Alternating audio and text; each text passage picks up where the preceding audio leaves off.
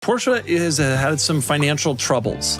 They used to make a lot of money. Now they make very little money. They decided to sell their stake in Bugatti to private equity. Since Porsche's first investment, Rimac has nearly doubled its workforce and collaborated with car makers including Hyundai, Kia and Aston Martin. Porsche just walked away from Bugatti, and the timing is raising serious questions.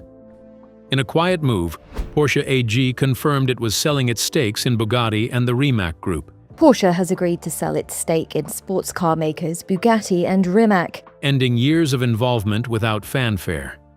But this didn't happen in a vacuum. The decision landed right after months of intense scrutiny around how Bugatti builds and prices its hypercars, scrutiny amplified by a viral teardown of a Bugatti Chiron Pur Sport that exposed surprising parts sharing with other brands. So what really led to Porsche stepping back from one of the most prestigious names in the industry? Join us as we break down what's actually happening behind the scenes. What Matt Armstrong actually found inside a $6 million hypercar. The Bugatti Chiron Pur Sport that ended up in a Miami workshop in late 2025 was one of approximately 60 ever produced. When new, these cars command between $4 and $4.5 million. When the one belonging to American content creator Alex Gonzalez was written off after a serious crash, it went to a Copart salvage auction. Alex bought it back for approximately $1.9 million. The youngest person ever, 25 years old, has just bought back the most expensive car. And the question of what to do with it next led directly to Matt Armstrong's phone number. The damage was severe. The front end had taken a serious hit, with deployed airbags, cracked carbon fiber, and a heavily damaged transmission. Bugatti quoted approximately $1.7 million for a factory repair. Considering the fact that they came down 70% from their original $1.7 million offer for just parts and minor labor. And when Alex turned that down, the manufacturer refused to sell official parts or support an independent rebuild, effectively blacklisting the car's VIN. Matt traveled to Miami to inspect and start the rebuild, but the rebuild process wasn't going to be easy. The VIN blacklist was Bugatti's mechanism for ensuring that once they had declared a car a total loss, no independent repair could challenge that declaration by succeeding where the manufacturer had said success was impossible. Every authorized Bugatti dealership on the planet was effectively instructed not to supply parts for this specific vehicle. The parts freeze was not just a commercial decision. It was a statement of position that a Chiron Pur Sport, rebuilt outside of the Molsheim factory without factory oversight, was a safety liability that Bugatti would not be associated with. Then Matt started pulling the car apart. And what he found when he started cross-referencing the part numbers of components inside a $6 million hypercar with the wider parts databases available to any knowledgeable mechanic was the detail that turned a straightforward YouTube rebuild series into something considerably larger and considerably more uncomfortable for the manufacturer.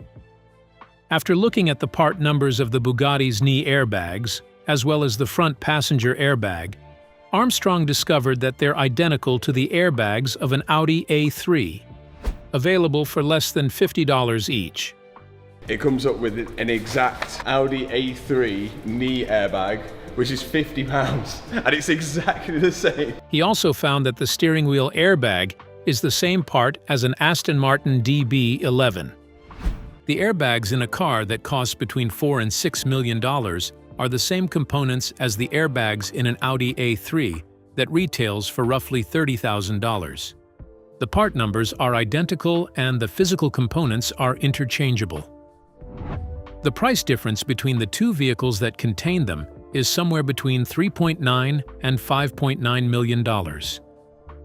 Bugatti is, of course, part of the VW Group, so part sharing isn't entirely unexpected. That is the corporate framing, the automotive industry's framing, the reasonable, rational explanation that everyone with knowledge of how car manufacturing actually works understood immediately. Shared platforms and shared components across brands within the same group is standard practice, reduces development costs, and is not inherently a quality concern. But the public's framing was entirely different, because the public does not buy a $6 million car with the understanding that they are paying for proprietary engineering specifically designed for that vehicle across every component.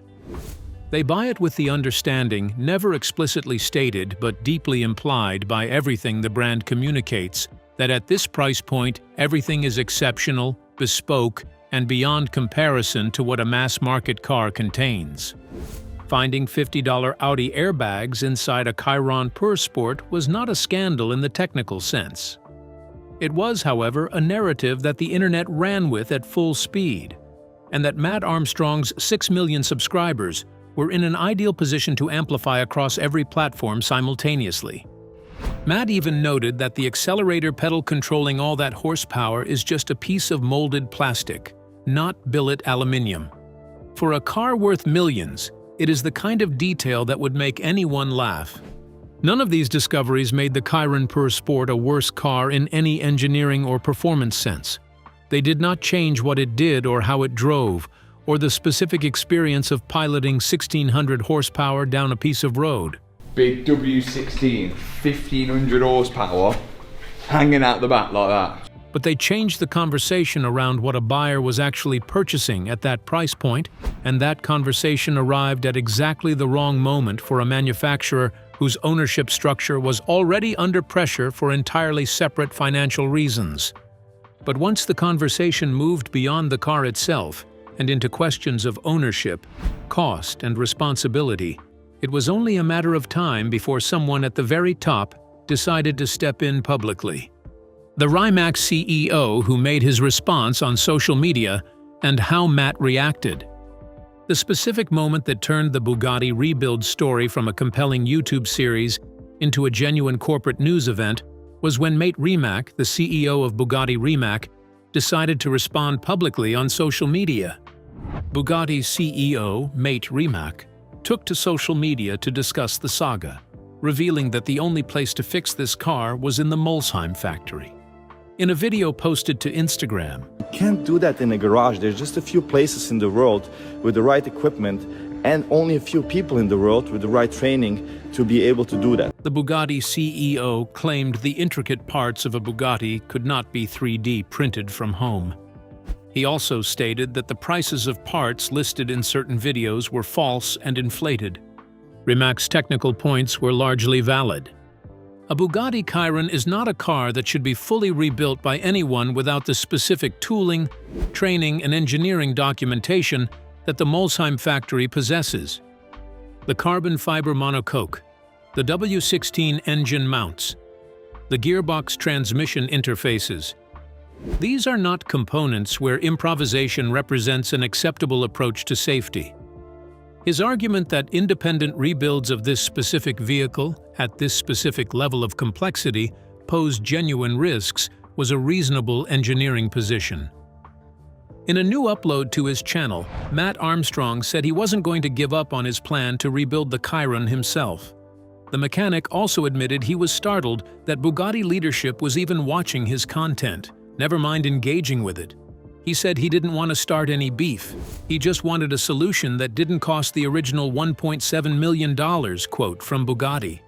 Matt's response was the one that generated the most public sympathy, because it was the most direct and the most honest. He said it was absolutely mental that the CEO of Bugatti was not only watching his videos, but had made a kind of response video to them. He said, "Alex's choice to get the car rebuilt privately rather than send it to Bugatti in France, and then called me to see if I could repair it. Start getting your flights, mate. Came from a genuine concern. As soon as the car goes to Bugatti in France, it stays there, the factory starts stripping it apart, and the price adds up more and more. The partial parts freeze forced some creative thinking elsewhere too. When a pinched coolant overflow pipe needed fixing and no Bugatti parts were coming, the team sorted it with a section of rigid brake hose. And while Matt was solving coolant pipes with brake hose and explaining to his audience exactly why the airbags in this $6 million hypercar cost less than a restaurant dinner, the broader question his work was raising about what Bugatti's exclusivity pricing was actually based on. about what the Volkswagen Group's ownership structure and what the future of this specific hypercar manufacturer looked like, was about to get the most consequential possible answer from the most consequential possible source. But how? 28 years of Volkswagen ownership and how it ended. On one April morning, Volkswagen first brought Bugatti back to life in 1998, a few years after the EB110 was discontinued. The modern Bugatti is entirely a Volkswagen Group creation. The brand had gone dormant in the early 1990s after the EB110 era ended under Romano Artioli's ownership, and it was Ferdinand Piëch, the iconoclastic and visionary CEO of Volkswagen Group and grandson of company founder Ferdinand Porsche, who decided that reviving the most prestigious name in French automotive history was worth the investment. The Veyron that followed was, by its own manufacturer's admission, a car that made a financial loss on every unit sold. The engineering costs were simply too high relative to the production volume to ever generate positive margins on the vehicle itself. Ferdinand reportedly described it as his proof to the world of what engineering excellence looked like when money was not the primary constraint. Bugatti under Volkswagen Group ownership was never primarily a commercial operation in the conventional sense. It was an engineering statement, a demonstration of capability, a trophy asset that communicated something about the group's ambitions and competencies that no amount of Golf production could. In 2021, VW Group changed the structure by placing Bugatti into a joint venture with Croatian electric hypercar maker Rimac. Rimac Group took a 55% majority stake in Bugatti Rimac, while Porsche held 45%. Porsche will divest its 45% stake in Bugatti Rimac. Porsche also held a separate 20.6% stake in Rimac Group. The logic of the 2021 restructuring was sound at the time. Rimac brought high-performance electric vehicle expertise, battery technology, and a technology-forward image that Bugatti needed as the automotive world shifted toward electrification. Porsche's involvement gave the new joint venture financial credibility and a connection to one of the strongest performance brand identities in the world.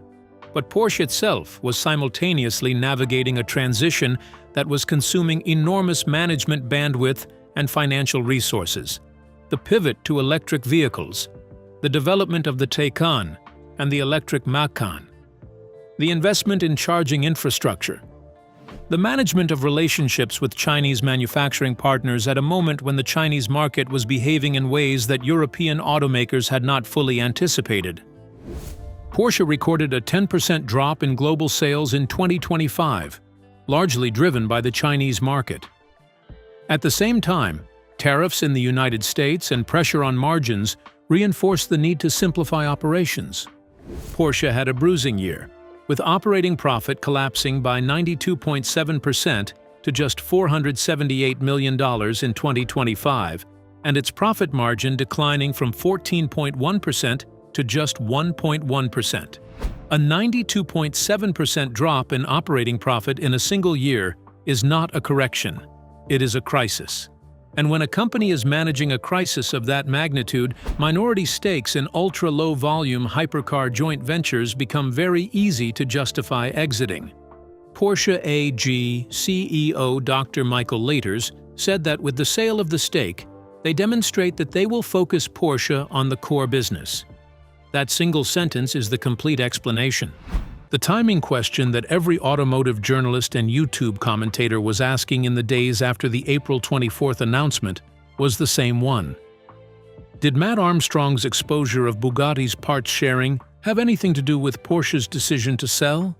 The connection between Matt's work and Porsche's exit.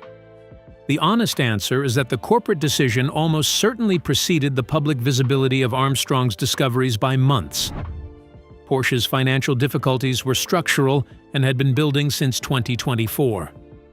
The conversations about restructuring and divesting non-core assets were happening at the executive and board level well before the airbag part numbers found their way into a YouTube video viewed by millions of people. One of the clearest examples came when Matt uncovered shared components between the Chiron Pur Sport and more mainstream Audi and VW models, highlighting just how interconnected the group really was. Without that ecosystem, will Bugatti continue sourcing components from the wider industry, or will Rimac push for more bespoke, in-house solutions? That question, what happens to Bugatti's parts sourcing when it is no longer part of the Volkswagen ecosystem, is the one that Armstrong's work had, entirely accidentally, positioned the public to care about deeply at exactly the moment when the ownership change was announced. The people who had watched him discover $50 Audi airbags inside a Chiron were now the same people reading about Volkswagen exiting Bugatti completely, and the juxtaposition was impossible to ignore. If the parts sharing was a feature of Volkswagen Group ownership, if the $50 airbags were $50 Audi airbags specifically because Bugatti sat inside the same purchasing infrastructure as Audi, then what does Bugatti look like after the Volkswagen Group ecosystem is no longer there? Does Rimac build everything from scratch, which would require investment that raises costs further? Does Bugatti start sourcing from different suppliers at different prices, potentially raising the cost of ownership for the people who buy and service these cars? Does the parts sharing continue through commercial agreements that are now disconnected from corporate ownership? These are genuinely important questions for the 60 people who own Chiron Pur Sports. They are also the questions that Matt Armstrong had, entirely without intending to, made accessible and comprehensible to 6 million people who might not have cared about them if a British mechanic had not spent months pulling apart one of those cars in a Miami workshop and explaining every discovery on camera. But once those questions moved beyond enthusiasts and into the mainstream, they stopped being theoretical and started intersecting directly with the ownership structure behind the company itself. What the deal actually is, and who now owns Bugatti. The deal was signed on April 24, 2026. Porsche held a 45% stake in Bugatti Rimac, the joint venture it co-created with Rimac Group in 2021. It also held a separate 20.6% stake in Rimac Group itself. Both of those stakes are now being sold. The buyer is a consortium led by HOF Capital, a New York-based investment firm, as well as a 20.6% stake in Rimac Group to a consortium led by US-based HOF Capital. The largest investor within that consortium is Abu Dhabi-based Blue 5 Capital, with additional institutional investors from the US and Europe also part of the transaction. The deal still needs regulatory clearances and is expected to close before the end of 2026. Bugatti Rimac is estimated to have a valuation of more than $1 billion, meaning Porsche may have raised around $500 million just by selling the hypercar company alone, much less its stake in the Rimac Group. The financial terms were not officially disclosed, but the scale of the transaction represents meaningful capital for Porsche at a moment when it badly needs to demonstrate to its own corporate parent and its shareholders that the restructuring program is generating results. Following regulatory clearances, Rimac Group will take full operational control of Bugatti Rimac. Mate Rimac, founder of Rimac, will continue as CEO of Bugatti Rimac.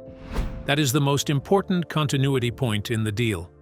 Mate Rimac staying as CEO is the most critical detail for anyone trying to understand what Bugatti becomes next, because Mate has been the operational driving force of the joint venture since 2021, and the vision he has for where the brand goes, balancing the combustion heritage represented by the Veyron and Chiron era with the electrification direction that the Tourbillon represents, is the product of years of thinking about this specific challenge. The Tourbillon occupies a central position in this transition. It was the first product jointly developed by Bugatti Rimac and debuted in 2024 as the model that opened a new stage for the brand. The Tourbillon's 8.4-liter naturally aspirated V16, paired with 3 electric motors to produce 1,775 horsepower, is the clearest statement available about the direction Rimac wants to take Bugatti. The W16 that defined the brand for 20 years is officially retired. What replaces it is both more powerful and architecturally different from anything the brand has previously produced. The new configuration tends to bring more unity to Bugatti's industrial project at a phase that demands quick decisions and a clear identity. Without Volkswagen's backing, there's no shared parts bin and no established formula they have to follow. That last sentence is the most consequential one in the entire ownership transition for anyone who followed Matt Armstrong's work. No shared parts bin, which means no more $50 Audi airbags in the next Bugatti. Whether what replaces them is more genuinely bespoke, or whether Bugatti simply finds a different set of partners whose shared components are less embarrassingly recognizable, is the question that the industry will be watching closely across the years that follow. But beyond the long-term implications, there's already a real-world situation that brings all of this into focus. What this means for the Bugatti Chiron Pur Sport in Miami. The ownership change announced on April 24, 2026, has a direct and specific implication for the car sitting in a Miami workshop that started this whole conversation. The controversy around the car and Bugatti doesn't appear to have gone away, but Matt Armstrong has remained undeterred throughout the process. The parts blacklist that Bugatti applied to Gonzalez's VIN was a Volkswagen-era decision made under Volkswagen-era corporate oversight. Whether that blacklist survives the ownership transition intact, whether the new ownership structure under Rimac and the consortium investors takes a different view of the right to repair conversation that Armstrong's build had inserted into the public consciousness, and whether the very specific dynamic between a CEO who had been publicly engaging with a YouTube content creator's rebuild series continues under the new ownership structure are all genuinely open questions. Whether mate Rimac wants to admit it or not, Volkswagen's engineering depth influenced Bugatti in more ways than many realized. One of the clearest examples came when Matt Armstrong uncovered shared components between the Chiron Super Sport and more mainstream Audi and VW models. Matt's rebuild is, at the time of the ownership announcement, still in progress. The thing that made the Matt Armstrong Bugatti rebuild story genuinely important, beyond its entertainment value, was the question it forced into public consciousness about what extreme luxury pricing is actually based on. When a manufacturer charges between $4 and $6 million for a car, the implicit promise is that the price reflects genuinely unique engineering developed specifically for that vehicle, at a standard of precision and care that cannot be found at any lower price point. The discovery that $50 Audi airbags sit inside that car does not mean the car is not worth the money. It does not mean the engineering is not genuinely exceptional across the vast majority of its components. But it does mean the implicit promise is more complicated than it appeared, and that the exclusivity pricing includes a premium for the name, the heritage, the limited production, and the cultural cachet that goes beyond the physical components alone. Bugatti initially quoted approximately $1.7 million for a factory repair and then offered a repair for $600,000 to $700,000.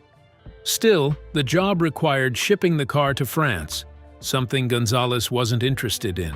The repair cost for a car worth less than $4 million in salvage condition was being quoted at between 15% and 40% of the car's pre-crash value. Matt's rebuild, by contrast, was being accomplished for a fraction of that figure using a combination of sourced parts, fabricated replacements, and the $50 airbags that the manufacturer's own part number database confirmed were interchangeable with the Hypercar's components.